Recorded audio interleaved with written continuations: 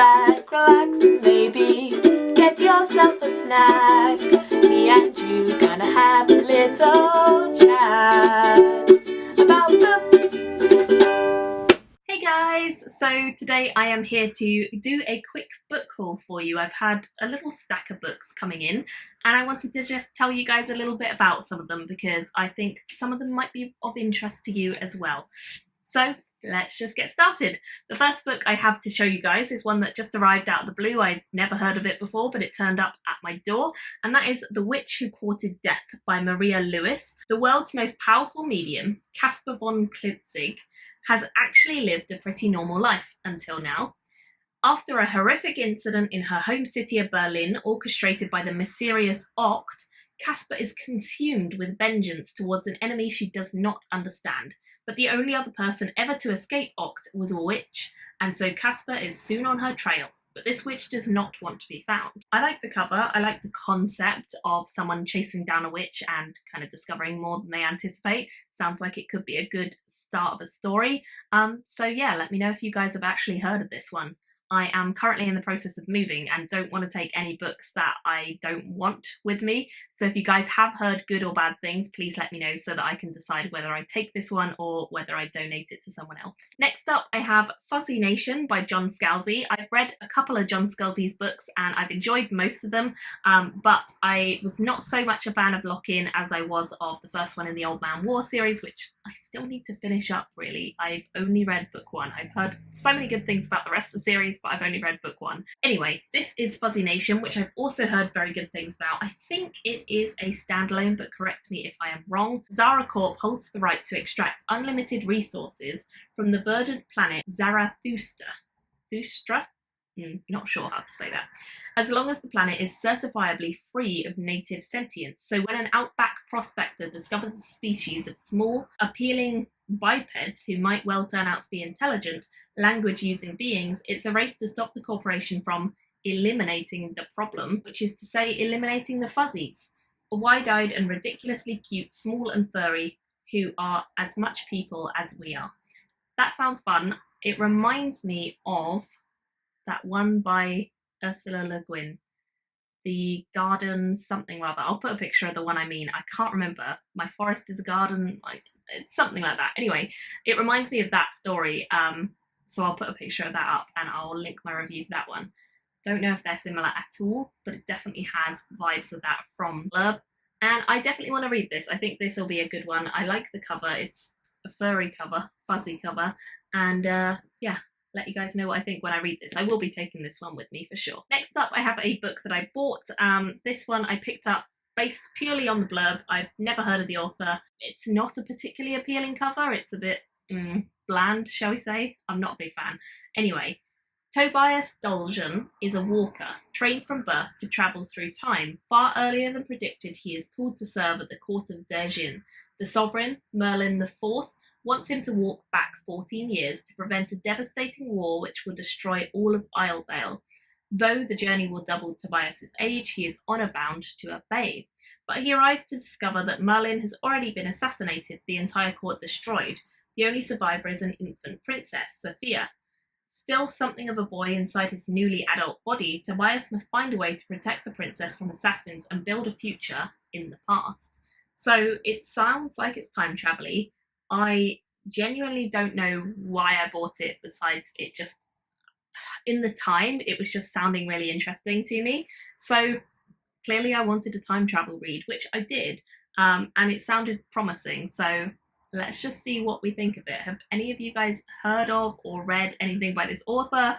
I would love to know because I do not know anything about them, but it's a pretty chunky book as well. There is a quote from Kate Elliott on the back which says, "A fast-paced tale whose fascinating magic system twists and turns the story in unexpected directions. Now I'm waiting for book 2, which I think is the main thing that cinched the deal for me." And then Anne McCaffrey has quoted as well, "A very intricate tale with excellent characterization. It has many strengths and pure readability." So it all sounds promising. I just don't know anything else about this author. I've not heard of them before, so I'd love to know your thoughts. The next one I was also sent in the post without any knowledge of it kind of turning up, but I like the cover. It's Brightfall by Jenny Lee Moyer, and I think this is a retelling of Robin Hood. It says, someone is murdering the merry men, and if Marian doesn't stop them, her children will be the next to die. A wonderful reimagining of Robin Hood and made Marian perfect for fans of Catherine Arden, Naomi Novik and Christina Henry. I like Naomi Novik and Catherine Arden actually, so that sounds promising. It sounds like it's definitely one that if you like Robin Hood, you're probably going to enjoy. I have not got a huge interest in Robin Hood, but I'm intrigued enough to give it a go at least. I don't really care about the Robin Hood story. It's just not one that appeals to me as much as some of the other kind of mythologies and folklore and all that. It's not one that really stands out to me. But I'm interested in the Maid Marian point of view, which it sounds like this focuses on a little bit more. So yeah, let me know your thoughts on this if you've read or heard anything about this author. Next up, I have some super exciting books, which I'm so glad to finally own. They were books that I was anticipating, so I was definitely going to get them at some point, and I have got them now. So one of them is Broken Stars, which is edited and translated by Ken Liu, but there are a collection of different Chinese science fiction authors within this. As you can see, it's a beautiful cover, much like the other one was. The first one in this series was Invisible Planets. I loved that. I thought it was absolutely fantastic. And in here we have some of the authors who you can find in the collection. Some of them I think are repeats of authors that we had in the last collection, and some of them must be new. So I'm really excited. I love sort of non-conventional, non-Western science fiction and fantasy. I think it's a real interesting twist on things that you see quite often. It completely blows that out the water. It's usually very unique. These are short stories, it's a collection, and I'm hoping that I'll be able to read them as and when I feel like it, and start this fairly soon. I was hoping to get to this for the OWL readathon, but I didn't have a chance. So yeah, definitely want to get to this soon. I picked this one up when we went to Cambridge and in a beautiful bookshop. Next up, another one of my anticipated releases is this one, A Time of Blood by John Gwynne. This is the sequel to A Time of Dread, which I loved. It's a series set in the same world as the Faithful and the Fallen series, which if you've read that is a 4-book series, excellent, definitely read it. This is set in the same world and follows some, not many, of the same characters who have lasted on beyond the end of that series. It also follows quite a few people who were born from the characters that we know and love in the first series. So I loved the first one in this series. I thought it was excellent. It was just so much fun, so easy and light and just, yeah, really, really interesting, fast pacing. And I really wanted the next book. So I'm very glad this one came out and I picked it up.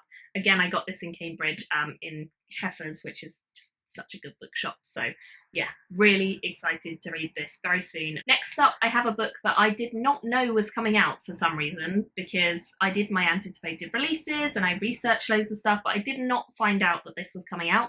And I love the cover of this one, like absolutely to die for. I saw the cover and I thought, oh my god, that book is beautiful, because it really, really, truly is one of the most beautiful books I've ever seen. And then I found out that it was by bloomin' Adrian Tchaikovsky, who's one of my favourite authors, and it's a new book by him. What? So I had to pick this up, of course. I cannot wait to read it. I got so excited in the bookshop. I was like, oh my gosh, a new Adrian Tchaikovsky book, yay!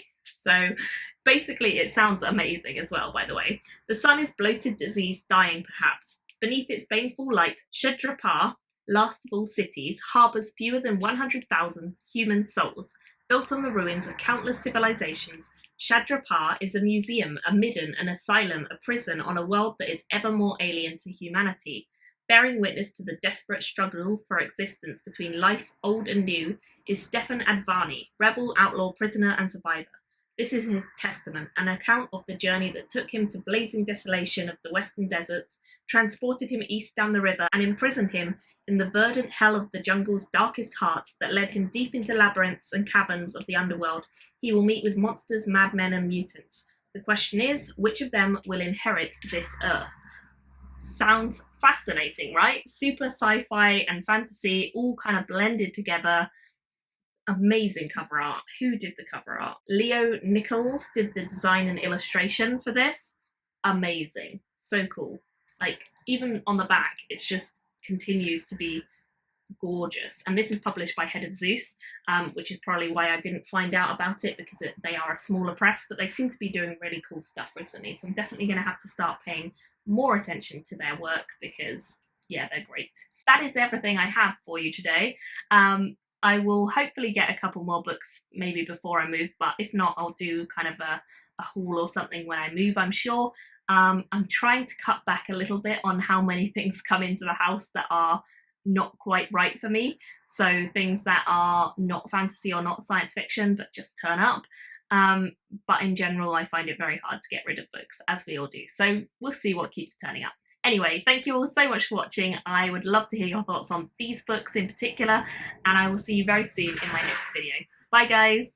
Thank you for watching my video today. Go pick up a book, then come back and chat with me again.